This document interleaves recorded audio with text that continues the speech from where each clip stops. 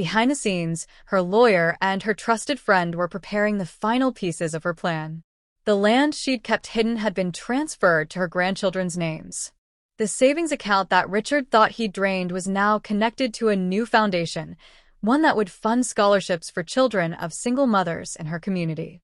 Meanwhile, Richard's financial troubles grew worse.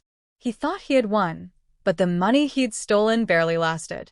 The house maintenance, bills, and his lavish habits began to consume what he had left. Melissa complained constantly, blaming Eleanor for being stingy. They didn't realize that the woman they called old-fashioned had outsmarted them in silence. Every time Richard tried to access her remaining accounts, the bank denied him. Every time Melissa asked about property ownership, Eleanor smiled faintly and said, "It's all taken care of." By winter, tension filled the house. Richard's debts piled up. Melissa grew colder. But Eleanor remained steady, like a storm waiting for its moment. She knew that soon, the truth would surface. One night, as snow fell softly outside, Eleanor sat by the fire, her heart calm. Her lawyer would visit in a few days to finalize everything. And when that moment came, the family that stole from her would finally see what they had truly lost. The day came quietly, with gray skies and cold wind brushing against the windows. Eleanor had passed peacefully in her sleep 2 nights earlier. Her hands rested gently on her chest, and her face looked serene, as if she'd finally found the peace she deserved. When the family gathered for the reading of her will, the air was thick with tension.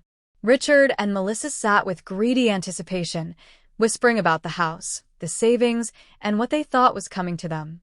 The grandchildren sat quietly beside the lawyer, unaware that their lives were about to change. The lawyer began to read, his voice calm and steady. The first pages spoke of love, memories, and gratitude. Then came the part that made everyone sit straighter.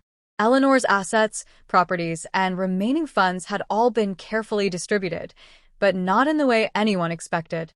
The house, the savings, the jewelry, and the land were all transferred either to charity or to her grandchildren. Richard and Melissa received nothing but a letter. When the lawyer opened it, his voice softened. The letter read, "To those who mistook my kindness for weakness, I forgive you. But I could not let you take from others what was never yours to begin with. You stole my money, but I still had something far more valuable, my mind." The room fell silent. Melissa turned pale, Richard froze, and the grandchildren began to cry. The truth sank in. Grandma had never been the fool they thought she was. News of Eleanor's will spread through the town.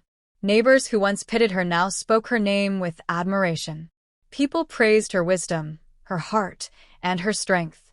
But for Richard and Melissa, the aftermath was brutal. Their debts came crashing down. Without the house, they had nowhere to stay.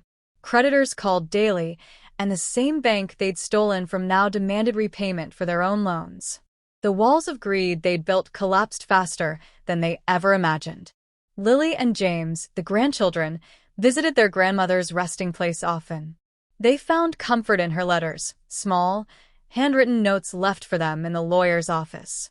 In each one, she reminded them to stay kind, to value love over wealth, and to never repeat the mistakes of their parents. Meanwhile, the scholarship foundation Eleanor created began, helping dozens of families. Her name appeared on plaques, her story told in local newspapers.